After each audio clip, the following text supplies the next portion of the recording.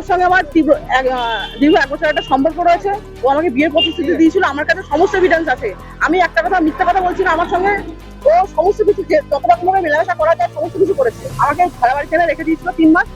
এখন কোনো খরচাপাতি কোনো কিছু যায় না। আমি থানাতে একবার অভিযোগ করেওছিলাম, কিন্তু ও যখন জানতে পারে যে আমি অভিযোগ করেছিলাম, তার আগে আমার সঙ্গে কোনো যোগাযোগ করেনি। যেদিন রাত্রে আমি অভিযোগ করি থানাতে, সেই দিন রাত্রে এসে আমাকে হাতে পায়ে ধরে বলে যে আমি তোকে বিয়ে করে নেবো, একদিকে লোকে জেনে গেছে, ভালো হয়েছে, তাতে সমস্যা নেই, আমি তোকে আবার বিয়ে করে নেবো, তুই শুধু কেসটা তুলে নে। সেই রাত্রে গিয়ে আমি থানায় গিয়ে কেস তুলেও নি, মানে বলে এসেছিলাম, পরের দিনকে আমি কেস তুলে নি।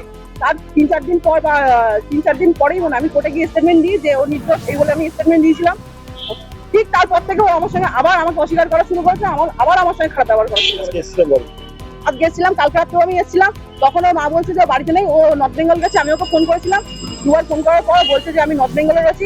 আমার কাছে বক্তব্য হচ্ছে নর্থ বেঙ্গলে রাতারাতি নর্থ বেঙ্গল থেকে কি করে ও বঙ্গায় পাচ্ছি।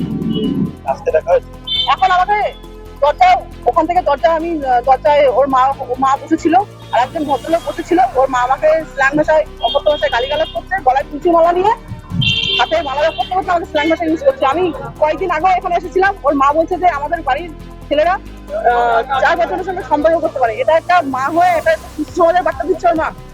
ওর মাটা সুস্থ সমাজের বার্তা দিচ্ছে। আমি ওর তীব্র শাস্তি চাইছি। ও একটা নির্দলীয় কাউন্সিলর হয়ে দলের শাসক দলের নাম ভাঙিয়ে কেন এসবগুলো করবে?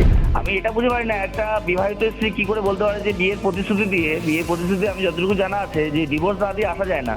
তার স্বামী তো তাকে ডিভোর্স দেয়নি, আচ্ছা তার স্বামী তো তাকে নেওয়ার জন্য সবসময় বসে রয়েছে। তাহলে সেই মহিলা কি করে দাবি করে আমার উপরে যে আমি বিয়ের প্রতিশ্রুতি দিয়ে তাকে বের করে নিয়ে এসেছি? আর সে তো একটা কচি বাচ্চা না যে তাকে আমি প্রলোভন দিলাম, সে বাড়ি থেকে বেরিয়ে চলে এলো, এসে ভাড়া বাড়ি থাকলো, সে এখন আমার উপরে দাবি করছে, সেটা তো কখনো সম্ভব না। তার হাজবেন্ড হলো আমার খুব কাছের বন্ধু।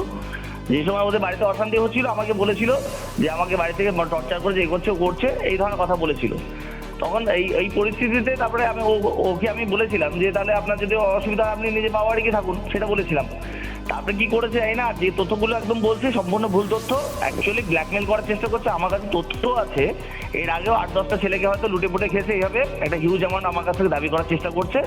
এটা আমি দিতে কখনো রাজি হই না, আমি দেবো কেন তাকে? সেই মহিলার সাথে আবার কি হয়েছে আমি জানি না। সেই মহিলা সেই বাড়িতে এসে ধর্নায় বসার মতো অবস্থা, একটা নোংরা মানসিকতা। আমার মনে হয় সে একটা সাইকো।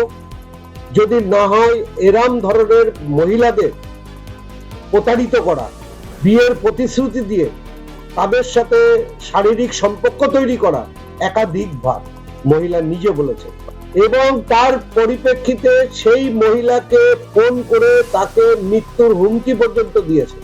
সেই মহিলা গতকাল রাত্রিরে তার বাড়িতে গেছে, তার দরজার সামনে বসে, তার মা দরজা খুলছে না এবং দরজা বন্ধ করে বাড়িতে বসে আছে। বারবার থানায় তার নামে কমপ্লেন হচ্ছে, তার নামে কেস হচ্ছে। পুলিশ তাকে কেন অ্যারেস্ট করছে না?